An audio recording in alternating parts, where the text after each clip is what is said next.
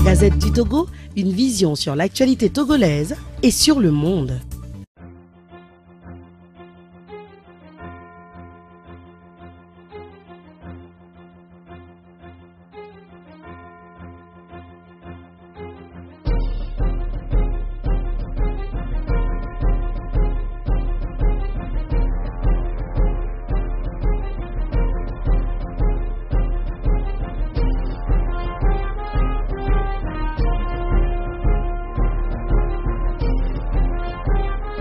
Réagir par rapport au discours, à l'intervention intervenue du chef de l'État dans le magazine Jeune Afrique. Et le Front citoyen Togo Debout se réjouit de votre présence cet après-midi. Ça montre combien de fois vous êtes intéressé de ce que le Front citoyen fait. Et donc, pour ne pas aussi parler beaucoup et ne rien dire, nous allons la parole au coordinateur qui va présenter le compte tenu de la déclaration de cette conférence publique, et après suivra éventuellement des questions des journalistes ainsi que des invités de marque qui sont là ce matin du nombre de leur présence. Et après suivra les interviews de la conférence publique. Et donc, une fois encore, merci et parole au coordinateur pour la présentation de la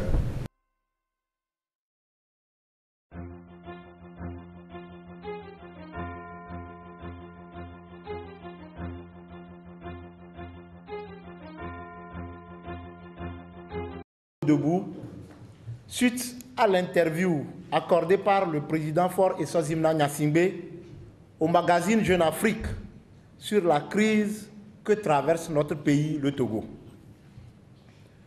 Depuis le mois d'août 2017, le Togo traverse une des crises les plus graves de son histoire.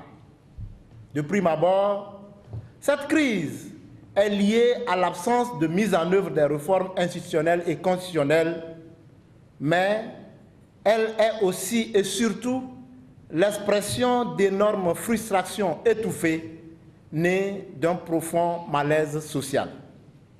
Pourtant, plus de 4 mois après le début de la crise, le chef de l'État togolais ne s'est toujours pas prononcé à ses concitoyens. En dépit des morts, des blessés, des mutilés, des déplacés, des réfugiés, des prisonniers d'opinion et des conséquences désastreuses pour l'économie. C'est seulement à travers les colonnes du magazine Jeune Afrique qu'il revient sur ces faits, et cette sortie du chef de l'État appelle une réaction du Front citoyen Togo Debout sur les points suivants. Premièrement, sur les origines de la crise togolaise.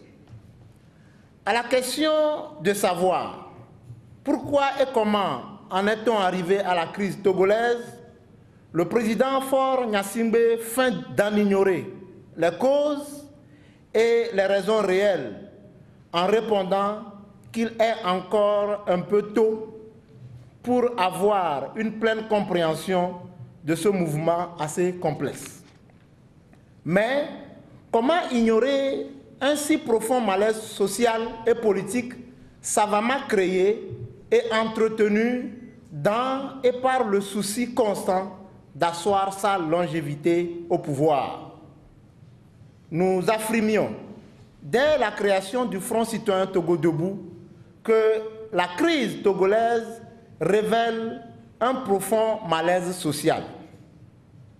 Les paysans produisent sans que leur travail ne leur permette de nourrir leur famille et de subvenir à leurs besoins fondamentaux. Les revenus des salariés ne progressent pas en relation avec la hausse du coût de la vie. Le système éducatif public est en pleine déliquescence avec des grèves d'enseignants et d'étudiants récurrentes d'année en année. Le système de santé est en faillite et les formations sanitaires publiques démunies. Les jeunes, dans leur grande majorité, sont au chômage sans le moindre espoir d'en sortir. la difficulté pour la majorité de trouver à manger, de se soigner, est une réalité et cela conduit à une misère abjecte, contraire à la dignité humaine, tandis qu'une minorité vit dans une indécente opulence. L'accès à l'eau potable, à l'électricité et aux moyens de communication demeure problématique pour la plupart des foyers. Les entreprises privées, surtout les PME, l'artisanat, le secteur informel sont étranglés par un système de fiscalité inique. Tant de réalités qui montrent que les conditions de vie sont devenues très dures et ceci depuis plusieurs années déjà. Avoir décrété de façon péremptoire en 2015 un mandat social ne suffit pas à éradiquer la pauvreté et la vie chère, les problèmes d'éducation, de logement, de santé, de manque de travail qui affligent la grande majorité des Togolais. Surtout lorsque cette pauvreté et cette vie chère sont les conséquences de décennies de mauvaise gouvernance caractérisée par l'accaparement des richesses par une minorité et la gestion opaque des deniers publics. Dans ces conditions, comment un responsable politique et de surcroît le chef de l'État peut-il ignorer cette évidente réalité et feindre de ne pas se sentir responsable? Pour le Front citoyen Togo debout, il y a un lien de cause à effet entre ce malaise social et la crise politique. 2. Sur la question du retour à la Constitution de 1992 en sa version originelle. Dans son interview, le président a émis l'idée de l'impossible retour à la Constitution de 1992 en affirmant que la question de ce retour a été vidée par les rédacteurs eux-mêmes qui ont expliqué lors d'un colloque qu'il est illusoire, inopportun d'y revenir. La Constitution de 1992 était une constitution partisane, dit-il, adoptée par une assemblée monocolore. Elle a été rectifiée en 2002 par une autre assemblée monocolore, poursuit-il. Il fallait donc sortir de cette dichotomie des extrêmes. Dans cette déclaration, nous sommes en face de deux erreurs historiques très graves. D'abord, la Constitution de 1992 a été votée par tout le peuple togolais à plus de 97% à l'appel des responsables politiques de tous bords, dont le chef de l'État, Feu général Gnassingbé Eyadema, et non pas par une Assemblée nationale monocolore. De ce point de vue, cette Constitution nous paraît encore aujourd'hui comme un test de référence, un test fédérateur, expression de la volonté générale, puis un test impersonnel et obligatoire aux allures démocratiques. Ensuite, comment le président peut-il évoquer l'organisation d'un colloque pour affirmer l'impossibilité d'un retour à la Constitution de 1992, alors que le dit colloque n'a ni la légalité ni la légitimité d'un organe de décision et ne peut en aucun cas se substituer au peuple souverain. Ce peuple a voté la Constitution de 1992, le même peuple réclame aujourd'hui la restauration de cette Constitution.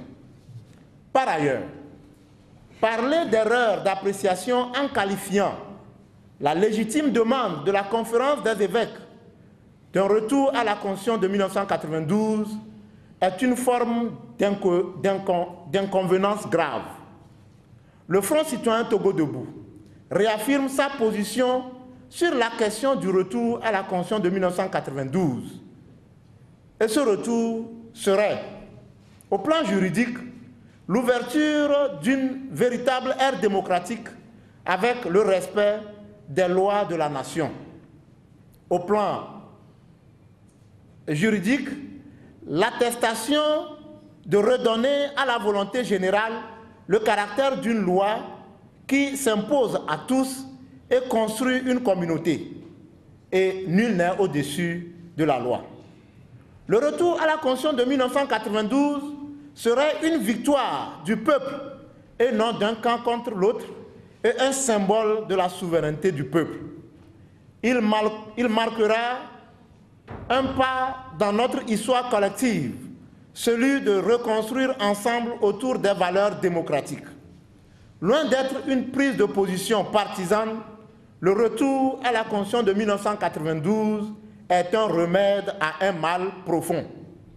Cette Constitution consacre le principe de la limitation de mandat et des élections à 2 tours. Elle prend ainsi en compte cette conception du pouvoir démocratique selon laquelle la démocratie est un régime où la majorité reconnaît les droits de la minorité car elle accepte que la majorité d'aujourd'hui puisse devenir la minorité de demain et être soumise à une loi qui représentera des intérêts différents des siens, mais ne lui refusera pas l'exercice des droits fondamentaux, comme le disait Alain Touraine. Cette conception du pouvoir manifeste l'alternance comme un droit naturel. Elle met ainsi en exergue la participation citoyenne et le respect des droits fondamentaux de chaque être humain. D'ailleurs, le motif fondamental, la raison première et majeure qui a guidé les rédacteurs de la Constitution de 1992 à limiter le mandat présidentiel était le souci d'alternance politique qui s'accomplit lorsque des partis politiques appartenant à des courants politiques différents se succèdent au pouvoir par le canal d'élections libres, transparentes et honnêtes. Contrairement à ce que le président Faure a répondu au magazine Jeune Afrique, cette réalité de l'alternance n'est pas encore effective au Togo, seul pays de la sous-région ouest-africaine. Car en effet, le président Faure a succédé à son père dans le cadre du parti Rassemblement du peuple togolais, RPT. Et la transformation de ce parti en Union pour la République unie avec les mêmes personnes, le même courant de pensée, les mêmes méthodes de gouvernance et de gestion des affaires de la cité ne peut jamais s'analyser en une alternance. À cet égard, l'élaboration d'une nouvelle constitution pour passer à une nouvelle république sans garantie d'alternance serait une fuite en avant. Troisièmement, sur la question du respect des droits de l'homme et des principes démocratiques. Sur cette question, le président se moque éperdument des Togolais. Il dit que la conquête et la préservation du pouvoir ne pouvaient pas tout autoriser, qu'il avait des lignes rouges à ne pas franchir.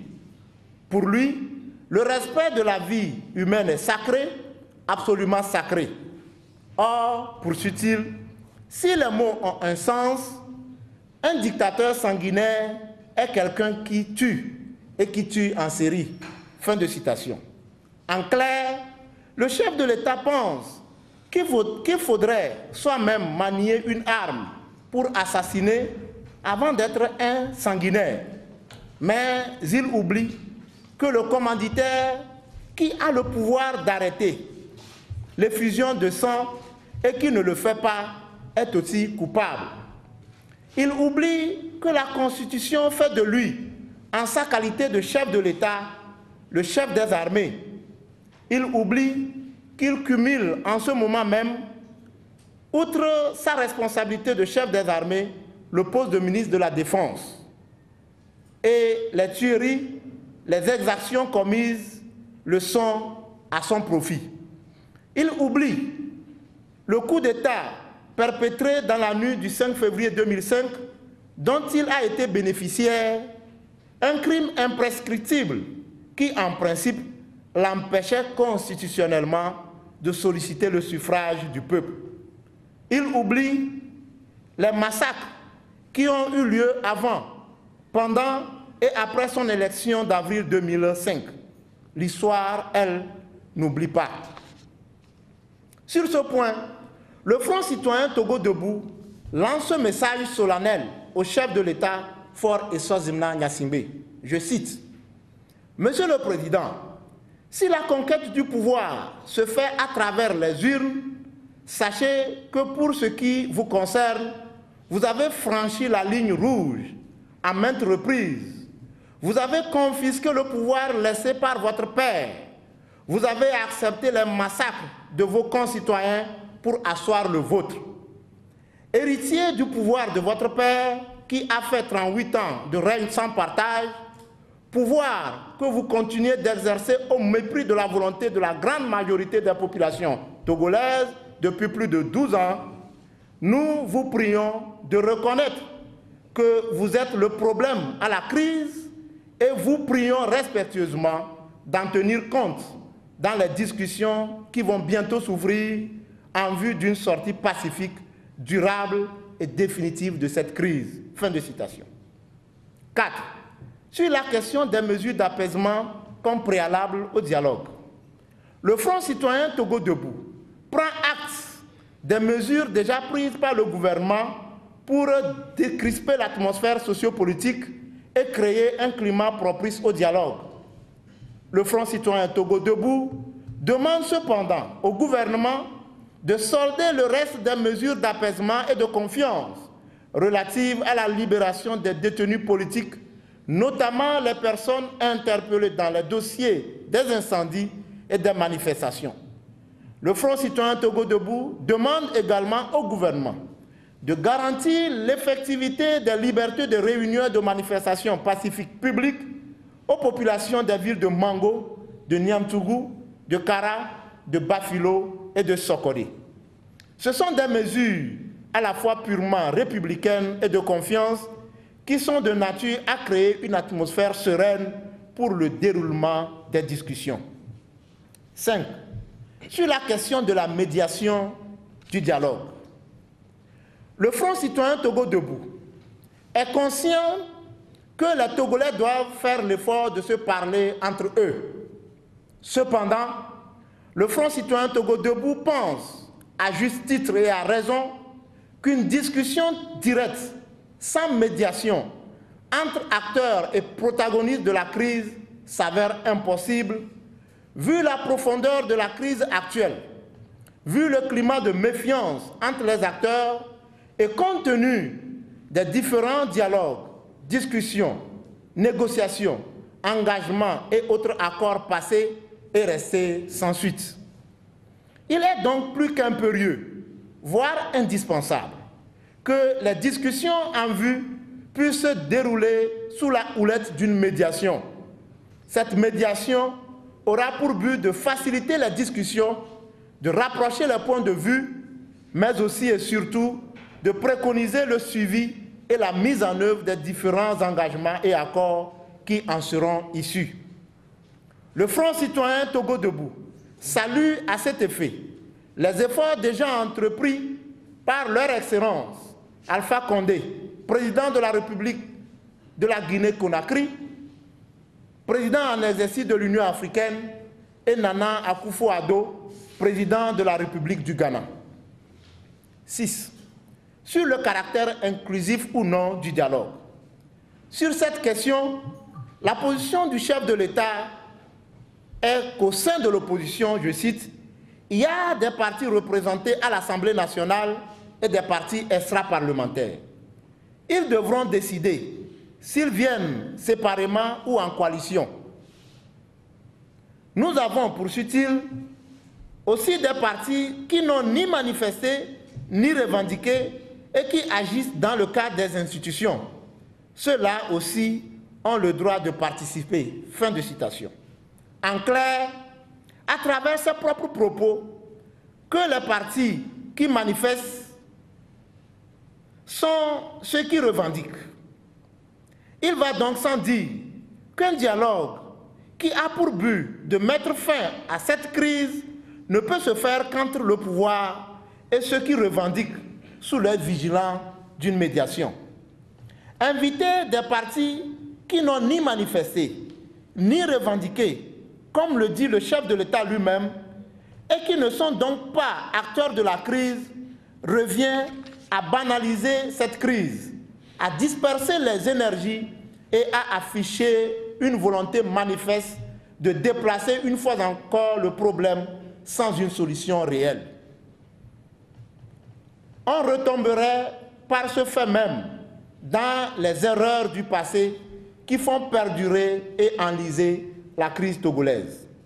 Pour le Front citoyen Togo debout, de l'examen conscient et réaliste de cette question découlera la volonté réelle et sincère de discuter. C'est pourquoi le Front citoyen Togo debout n'exige pas sa présence effective au dialogue.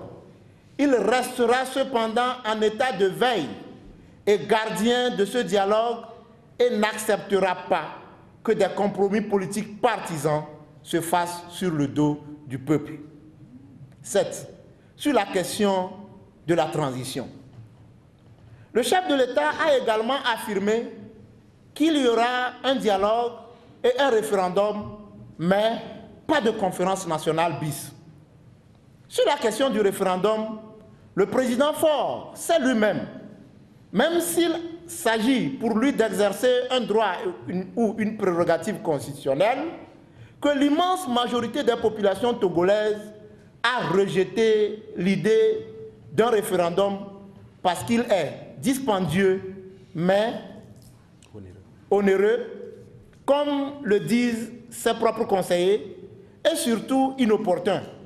Mais encore, les institutions chargées de sa mise en œuvre sont concernées par les réformes, objet des discussions pour l'issue de la crise. À ce propos, le Front citoyen Togo debout réaffirme sa position de principe qu'aucune élection, dans les conditions actuelles, c'est-à-dire sans les réformes politiques préconisées, qu'elles soient référendaires, locales, législatives ou présidentielles, ne pourra apporter une solution à la crise, mais ne fera que l'amplifier. Donc, pas de référendum. Sur la question d'une conférence nationale bis, le Front citoyen Togo debout marque son accord quant à un dialogue qui renfermera des discussions franches et sincères pour en faire un dernier dialogue pour une sortie pacifique, durable et définitive de la crise en vue de prémunir notre pays de l'instabilité récurrente et l'engager sur les chantiers de développement qui attendent encore. Pas de règlement de compte, ni de chasse aux sorcières, le Togo étant le patrimoine commun de tous les Togolais. Cependant, le Front citoyen Togo debout pense que l'idée d'un dialogue qui s'ouvre sur une transition ou une période transitoire qui débouche sur la mise en place d'organes de transition chargés d'opérer les réformes est indispensable et reste la solution idoine, voire la seule option pour une sortie pacifique, durable et définitive de la crise. La forme récurrente de la crise togolaise commande à marquer un arrêt et à éviter toute précipitation. Si le dialogue, comme le rappelait le président Faure en citant Houphouët-Boigny, c'est l'arme des plus forts, il ne doit pas être une astuce qui consiste à déplacer les problèmes sans y apporter des solutions appropriées et d'asseoir par son canal une longévité au pouvoir. 8. Sur l'appel à l'intensification de la mobilisation. Le Front citoyen Togo debout se félicite de la mobilisation des uns et des autres en faveur du changement et de l'alternance politique. Il remercie particulièrement la diaspora togolaise et répond favorablement à l'appel patriotique relatif à l'unification des forces au sein du mouvement mondial en vue de l'intensification de la mobilisation pour nous affranchir de la longévité du pouvoir, de l'accaparement des richesses par une minorité, de l'injustice sociale et de la misère du peuple togolais. Fait à Lomé, le 26 décembre 2017, le Front citoyen Togo Debout. Je vous remercie.